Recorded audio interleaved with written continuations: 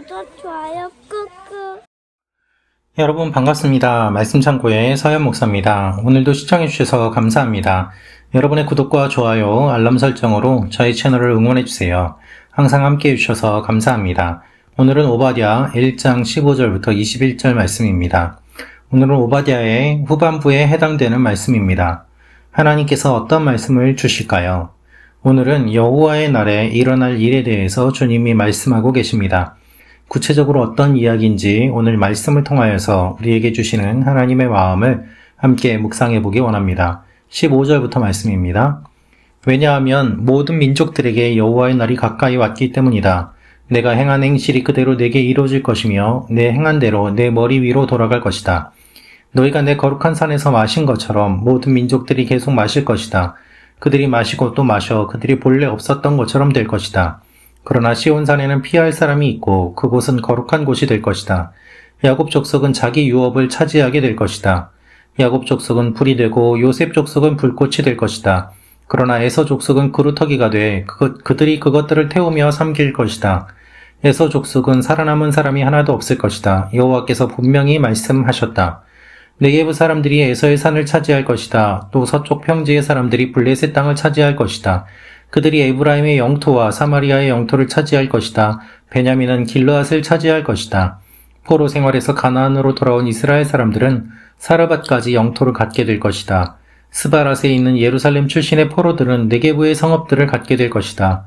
에서의 산을 다스리기 위해 구원자들이 시온산으로 올라갈 것이다. 그리고 그 나라는 여호와의 것이 될 것이다. 여러분, 오늘 본문에 핵심 단어가 있습니다. 그것은 무엇인가 하면 여호와의 날이라는 것입니다. 욤 야훼로 되어 있는데요.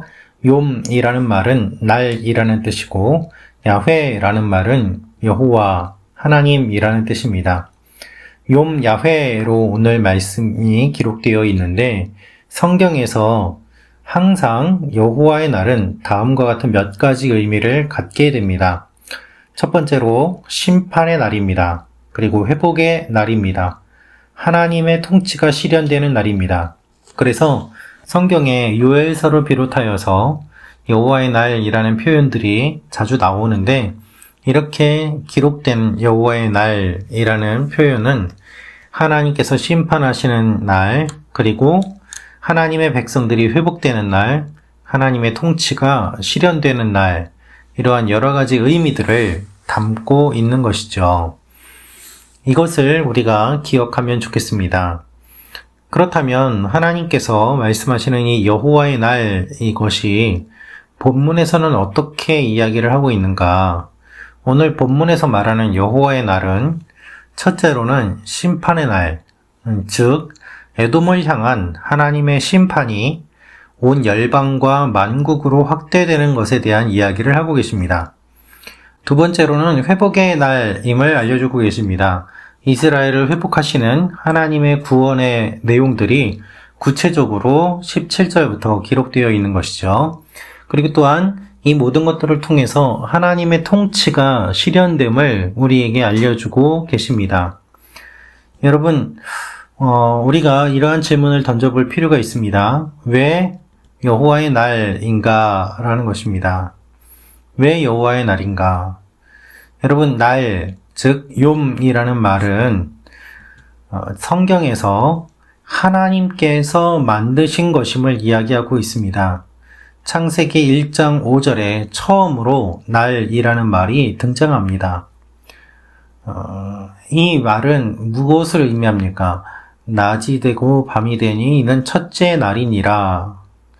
즉 하나님께서 아무것도 없는 상황과 혼돈한 상황 가운데서 천지를 창조하시고 천지를 창조하실 그때에 질서를 부여하시고 낮과 밤을 구별하시면서 이 날이라는 표현을 사용하심으로 말미암아 하나님께서 시간의 주인이 되시고 하나님께서 모든 것을 만드시고 하나님께서 이것을 계획하셨음을 분명하게 이야기하고 있는 것입니다. 하나님께서 천지를 창조하시는 그때부터 날이 시작이 되었습니다. 그렇기 때문에 시간과 공간을 뛰어넘으시는 하나님께서 공간을 만드시고 시간을 만드시고 기준을 만드시고 그렇게 만드실 처음부터 날이라는 표현을 통해서 날이 시작이 되었고 하나님이 처음에 만드신 그때부터 지금까지 이 날들이 쌓이면서 역사가 되고 지금까지 우리가 이 시간들을 맞이하게 되었던 것이죠. 그래서 모든 날은 결국에는 하나님의 날입니다. 하나님께서 날을 만드셨기 때문에 우리가 이 날 속에서 살아가고 있는 것이죠. 그러나 하나님을 잊고 지내는 인간들은 자신들의 날이라고 착각하면서 살아갑니다. 이 날이 또한 영원히 주어지는 것이라고 생각하면서 살아갑니다. 죄를 지으며 교만해지고 영원히 살 것처럼 생각하는 것이죠. 유한한 존재임에도 불구하고 우리가 날을 만든 것이 아니라 날이 우리에게 주어짐에도 불구하고 우리는 이 날을 영원히 살 것처럼 착각하고 살아가고 있는 것입니다. 하나님께서는 그래서 여호와의 날을 선포하시면서 하나님이 만드신 날임을 알려주시고 이 날의 의미를 회복시켜 주시고 하나님이 통치하심을 알려주십니다. 이것이 여호와의 날을 말씀해 주시는 의미입니다. 따라서 주님께서 말씀하시는 여호와의 날은 심판의 날이 됩니다. 하나님을 대적한 사람들, 교만한 사람들에 대한 심판이 되는 것이죠.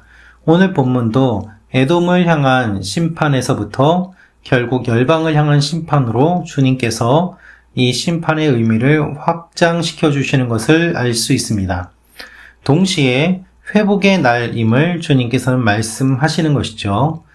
교만한 자들이 심판을 받게 되고 반대로 억압받던 하나님의 백성들이 회복되는 일들이 일어납니다.